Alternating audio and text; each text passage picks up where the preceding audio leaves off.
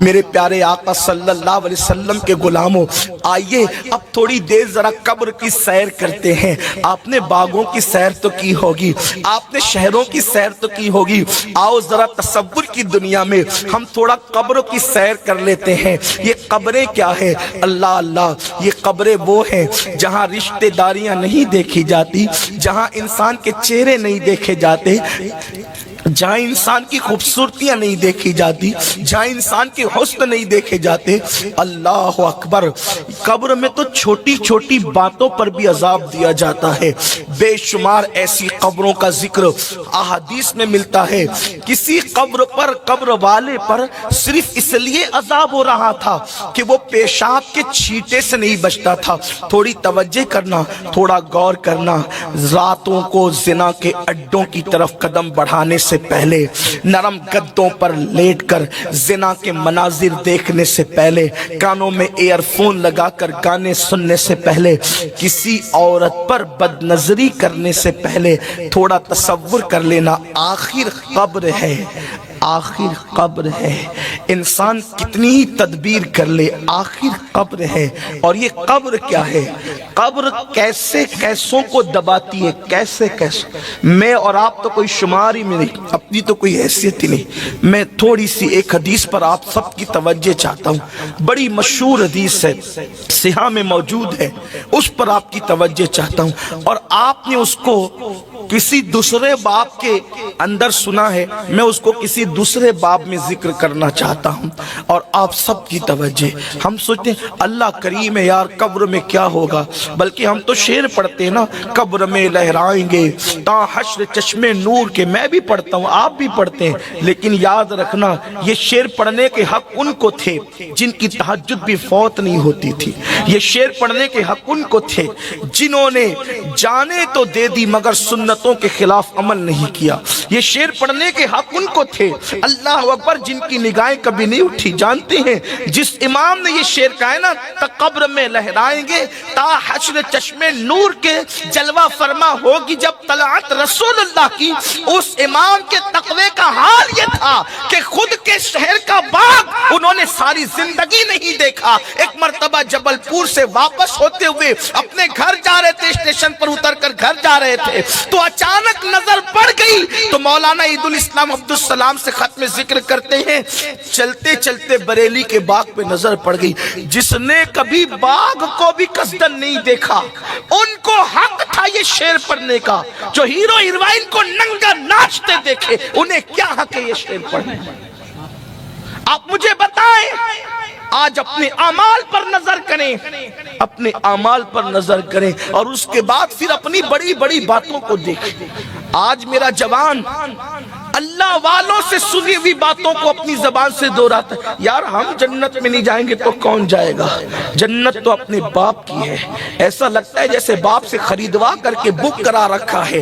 جس کو یہ حق تھا کہ جنت میرے باپ کی کہنے کا، وہ سیدہ طیبہ طاہرہ مخدومہ کائنات سیدہ فاطمہ الزہرا اپنے مصلی پر رویا کرتی تھی اللہ کی خشیت سے۔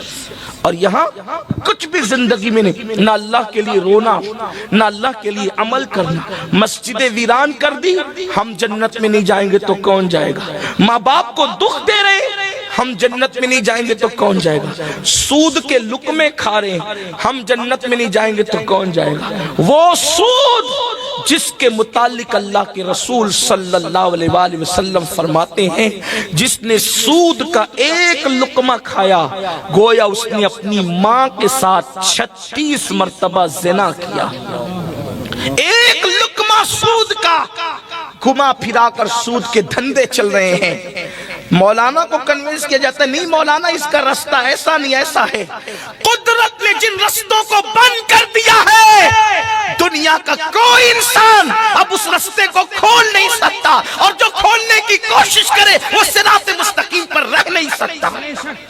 اللہ رب العزت کا اعلان ہے جو سود کا کاروبار کرے گا میں اس کے ساتھ اعلان جنگ کرتا ہوں۔ سود کے دھندے کرنے والوں، محلے کے پہلوان سے لڑنے کی اوقات نہیں ہے، اللہ نے ان کے خلاف جنگ کا اعلان کیا ہے جو سودی کاروبار کرتے ہیں۔ بتاؤ اللہ جس سے جنگ کا اعلان کرے، کوئی اللہ سے مقابلہ کرنے کی طاقت رکھتا ہے؟ کوئی اللہ سے معاذ اللہ مقابلہ کرنے کی ہمت کر سکتا ہے؟ واللہ تاللہ باللہ کبھی نہیں۔ اللہ کے مقابلے پر کوئی کیا ہے، کسی کی اوقات کیا؟ کسی نے خدا ہونے کا دعویٰ کیا، اللہ نے لنگڑے مچھر سے اس کو ہلاک کر دیا۔ نہیں دیکھتے فرعون کا انجام کہ اس کو اللہ نے دریا میں غرق کر دیا؟ نہیں دیکھتے بخت و نصر کا انجام کہ اللہ اکبر قدرت نے اسے کیسے ہلاک کیا؟ نہیں دیکھتے شداد کا انجام کہ اللہ اکبر خود کی بنائی ہوئی جنت میں قدم نہ رکھ سکا۔ اس لیے قدرت کو چیلنج مت کرو، دنیا چند دن کی ہے، اس چند دن کی دنیا کے چکر میں اللہ کو ناراض مت کرو۔ حلال کمانے والے اپنا مال قبر میں نہیں لے گئے، حرام کما کر ہم کیا اپنا مال قبر میں لے جائیں گے؟ جھوٹ بول کر کاروبار مت کرو، دھوکہ دے کر کاروبار سب دنیا میں رہے گا۔ بال بچے ہوج موج کریں گے، وارثین موج مستی کریں گے۔ اب تو لوگ اتنے بے وفا ہیں، مردہ باپ کی قبر پر جوان بیٹا فاتحہ پڑھنے بھی نہیں آتا۔ ارے قبر پر آ کر فاتحہ پڑھنا تو دور کی بات ہے، بیٹا تو باپ کے لیے مغفرت کی دعا بھی نہیں کرتا۔ اب تو لوگ فاتحہ کے لیے بھی ترس رہے ہیں، لوگ دوسروں کا بھلا چاہ رہے ہیں۔ کوئی کہتا ہے انسان خود غرض ہو گیا، میں کہتا اللہ کرے انسان خود غرض ہو جائے۔ اگر انسان خود غرض ہو جاتا تو کم از کم بچوں کے لیے حرام دولت کما کر کے اپنی آخرت خراب نہ کرتا۔ انسان خود غرض ہو جاتا تو نماز کے وقت تو دکان پہ بیٹھ کر اپنے گھر والوں کے بھلے کے چکر میں اپنا برا نہ کرتا۔ ہاں کچھ نہیں لے جانا ہے دنیا سے۔ قرآن کہتا ہے لا تنس نصیبک من الدنیا، دنیا سے اپنے نصیب کا مت بھولو، سوائے کفن کے دنیا سے کچھ نہیں لے جاؤ گے۔ آخر قبر ہے، اپنے ہاتھوں سے درجنوں میتوں کو دفن کرنے والوں، کبھی یہ نہیں سوچا آج میں کسی کو اس قبر میں ڈال رہا ہوں، کل کوئی مجھے بھی ڈالے گا۔ کتنی دولت اکٹھا کر لو، ہر کپڑے اپنی پسند کے خریدے تھے، کتنے قیمتی خریدے تھے، 4 6 دکانوں میں کپڑے ہمیں پسند نہیں آتے تھے، لیکن جو آخری کپڑا پہنایا جائے گا وہ خود کی پسند کا بھی نہیں ہوگا، اس میں کوئی جیب نہیں ہوگی، وہ سلا ہوا نہیں ہوگا، لپیٹ دیے جائیں گے کفن میں۔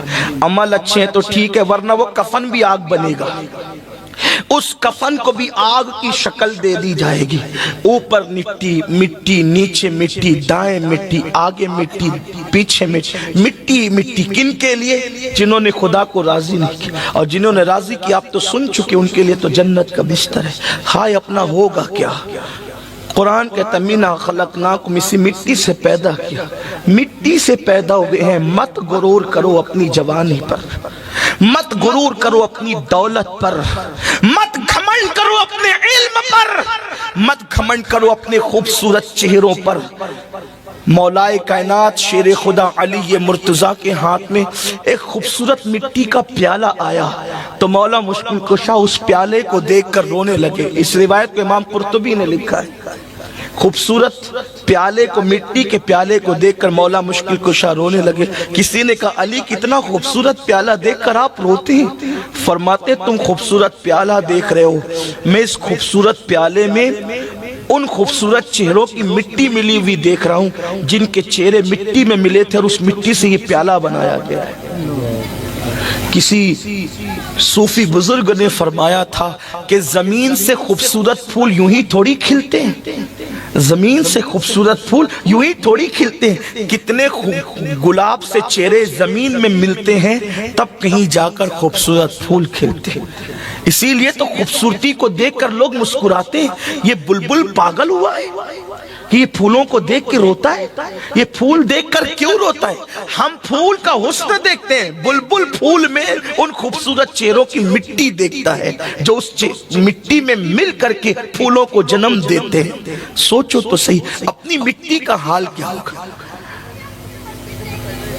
اپنی دنیا کی فکر کرنے والوں، اپنی قبر کا اسی مٹی سے پیدا کیے گئے، اکڑ کر زمین پہ چل رہے ہیں، دولت پہ اترا رہے ہیں، کسی کو کچھ نہیں سمجھ رہے ہیں، اللہ کو بھول چکے، رسول اللہ کے قانون کو پیٹ کے پیچھے ڈال چکے، داڑیاں مڈا کر گٹروں میں پھینک رہے ہیں۔ آج کل لڑکیوں کا حسن ہی سب کچھ ہو گیا، گانے بازی سب کچھ ہو گئے، مسجد سے دین سے دوری سب کچھ ہو گئی۔ یاد رکھنا منا خلقناکم، امام غزالی رحمت اللہ علیہ لکھتے ہیں، میرے استاد نے دیکھا ایک جوان بہت تکبر سے گھمنڈ سے زمین پہ اترا کے چل رہا تھا۔ آج کل کے لڑکے بڑے گھمنڈی طور پہ چلتے، ایئرپورٹ پہ دیکھیں، اسٹیشن پہ دیکھیں، وہ کچھ اگر ان کے بازو تھوڑے سے موٹے ہو جائیں نا، مسل ان کے اگر پھول جائیں تو اس پر پتیاں پھول خدا جانے کیا کیا بناتے، اس پر بھی اور پھر کمر پر بھی۔ اب تو کمر بھی کھول کے چل رہے ہیں کہ دیکھیں کہ میں کتنا خوبصورت ہوں۔ اس دور میں کوئی بیل بوٹا تو نہیں تھا، لیکن وہ اپنے مسل پر بازو پر جو ہے اور اپنے موٹے جسم پر اترا کے چل رہا تھا۔ امام غزالی کہتے ہیں میرے استاد نے کہا بیٹے اکڑ کر مت چل، اکڑ کر چلنا زیب نہیں دے، تکبر صرف اللہ کی شان ہے، بندے کے لیے اس کی اجازت نہیں ہے۔ لیکن وہ جوانی کیا جو بات سن لے، جوان تو اپنے آپ کو دل ہوشیار سمجھتے ہیں نا، پلٹ کر کہا آپ نہیں جانتے میں کون ہوں، اپنی اصلاح کرنے کی بجائے کہتا ہے آپ نہیں جانتے میں کون ہوں۔ وہ امام غزالی کے بھی استاد تھے، پلٹ کر کہا بیٹے اچھی طرح جانتا ہوں تو کون ہے، بہت اچھی طرح جانتا ہوں تو کہا بتائے میں کون ہوں۔ فرمایا سن، تیری ابتدا منی کا ناپاک قطرہ ہے، نطفہ ہے تیری ابتدا، اور تیری انتہا قبر کی سڑی ہوئی مٹی ہے، یہی تیری حقیقت ہے۔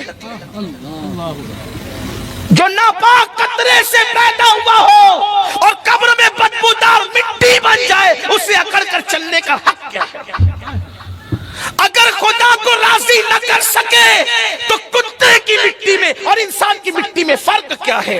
انسان اگر خدا کو راضی نہ کر سکا تو جانور سے بہتر نہ ہو سکا، اور اگر خدا کو راضی کر لے تو اللہ اسے فرشتے سے بہتر مرتبہ عطا کر دیتا ہے۔ اس کی رضا کی بات ہے، اگر گھٹے تو فقط مشت خاک ہے انسان۔ انسان کی حقیقت کیا ہے؟ اگر گھٹے تو فقط مشت خاک ہے انسان، اور اگر بڑھے تو اس عطے کونین میں سما نہ سکے۔ بڑے تو پھر کونین کی وسعت سمٹ آتی ہے اس کے وجود میں، اتنا بڑا ہے، اور گھٹ جائے، کردار اچھا نہ، اخلاق اچھا نہ، بولی اچھی نہ، جو ماں بہن کی گالیاں دیتے ہو انہوں نے خدا کو کب منانا ہے؟ غریب نواز کا مہینہ شروع ہو گیا، عرس کے ایام شروع ہو گئے، سرکار غریب نواز اپنے ملفوظات میں کہتے ہیں جس نے کسی مومن کو گالی دی توبہ سے پہلے مر گیا تو مجھے ڈر لگتا ہے کہ کہیں وہ کافر ہو کر نہ مرے، اس کا ایمان نہ۔ کتنی مومنوں کو تو اپنی جگہ ہے، خود کی بیوی کو لوگ گالی دیتے ہیں، ماں بہن کی گالیاں بیوی، اور اسی کو مردانگی سمجھتے ہیں۔ مردانگی گالی دینے کا نہ، وہ بزدل ہے جو بیوی کو گالی دیتا ہے، وہ بزدل ہے جو بیوی کو مارتا ہے۔ مردانگی کس سے کہتے ہیں پتہ ہے؟ جانے مردانگی کی طرف دیکھو، ام المومنین حضرت عائشہ صدیقہ فرماتی ہیں کہ میرے نبی نے اپنی بیویوں میں کبھی کسی بیوی کو ڈانٹا تک نہیں، کسی کو نہیں ڈانٹا، بلکہ الٹ ہم یہ کرتے تھے، خود ہی لڑتے تھے، ناراض ہو کے بیٹھ جاتے تھے، حضور ہمیں منانے کے لیے تشریف لایا کرتے تھے۔